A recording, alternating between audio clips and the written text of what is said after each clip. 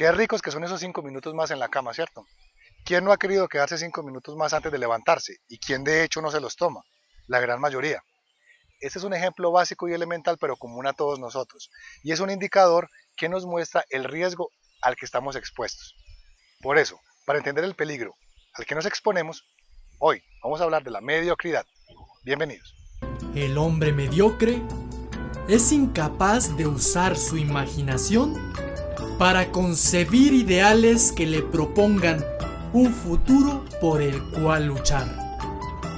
De ahí que se vuelva sumiso a toda rutina.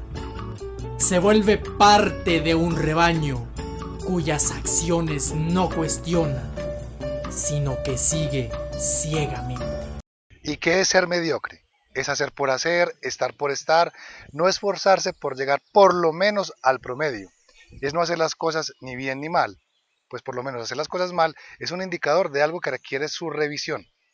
El mediocre simplemente ni suena ni truena, como dirían las abuelas. El mediocre se conforma con lo que hay, aplica el mínimo esfuerzo en todo, simplemente cumple con alguna tarea y no dudará en culpar a los demás o a las circunstancias por su propia incapacidad de hacer las cosas de la mejor manera. Podríamos internarnos en una discusión bizantina debatiendo si el mediocre nace o se hace, pero bástanos con entender que hay una serie de comportamientos que nos empujan a la mediocridad. Tenemos la insana tendencia de malinterpretar todo, y pensamos, por ejemplo, que fácil es necesariamente mediocre, pero yo te propongo que le demos la vuelta a esa mesa y consideremos fácil como sinónimo de inteligente. Me explico. Si le decimos a alguien con problemas de conformismo y mediocridad que haga las cosas fáciles, en lo primero que va a pensar es en no esforzarse y hará las cosas de cualquier manera. El relacionar lo fácil con cero esfuerzos es lo más fácil de interpretar.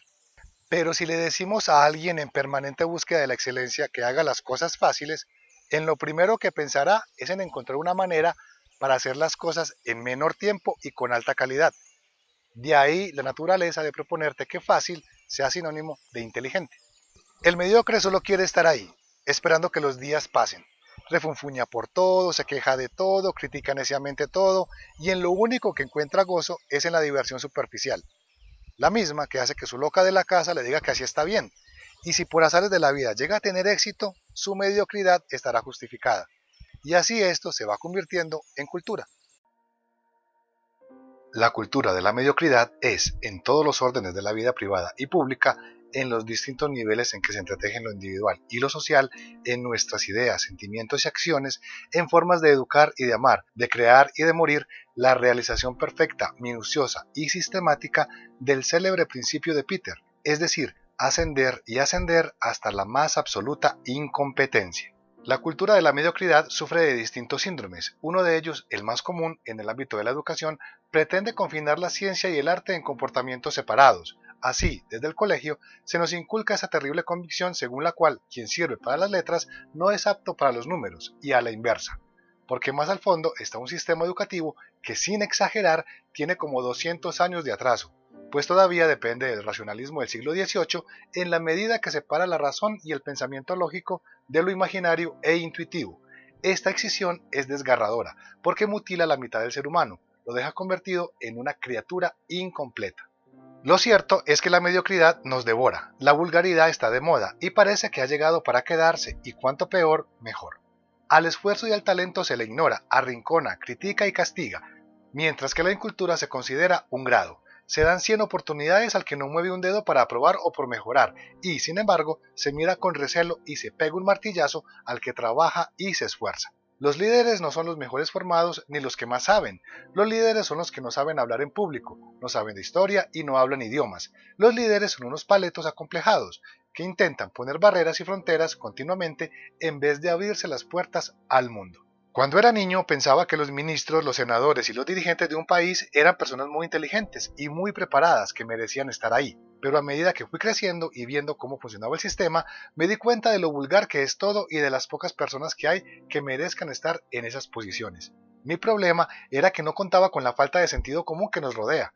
Estamos en manos de muchos dirigentes con mínimos estudios, sin formación ni vergüenza, que ganan muchísimo más que el mejor cirujano al que su carrera le ha costado muchos años de sacrificio y dinero. Quitan a unos y ponen a otros, pero no por su valía, sino por su ideología, y se rodean de tontos para que su propia incompetencia pueda brillar, convirtiendo al competente en el peor pagado y valorado. Estamos en una sociedad en la que su televisión está enfocada y empeñada en ensalzar a celebridades cutres, vacías, sin dignidad, sin fundamento e incultos en grado superlativo, que se ríen de su propia ignorancia y que, sin embargo, son seguidos por miles de personas. Una sociedad con sistemas educativos mediocres, donde los alumnos más vulgares y los abusones son los más populares y donde algunos profesores arrinconan y menosprecian a los que quieren ir más allá para que no molesten, como si querer ser mejor o destacar fuera pecado. Y como resultado, el 35% de la población no lee nunca o casi nunca, porque parece que la moda es solo el fútbol, las motos, los concursos de cocina, cantantes y modelos, el botellón con sus comas etílicos incluidos y el gran hermano. Los valores morales, el sentido común, el respeto y la admiración al prójimo están dejando paso al materialismo, la envidia, lo políticamente correcto, la mala educación y las adicciones, y el espíritu crítico y la creatividad están tan atrofiados hasta tal punto que lo anormal está considerado normal, y al que se le ocurra decir que esto no está bien, se le acribilla. Pero no tenemos por qué ser parte de este juego. Estamos en la obligación con nosotros mismos de estar por encima de las circunstancias, si así lo queremos, claro está.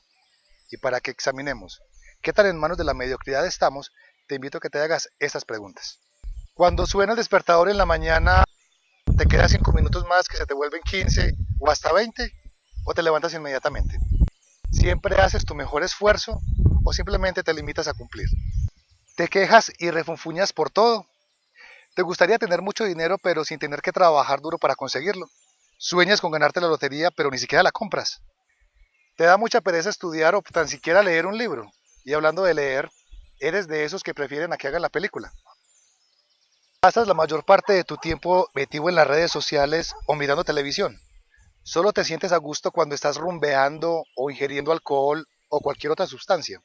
Podría plantearte muchas preguntas más, pero creo que la idea ya está muy clara. Examínate. Solo a ti te corresponde determinar qué tan mediocre o no eres. Cuento que con esa evaluación te conocerás un poco mejor y te servirá para que continúes tu camino hacia ese mejor estar.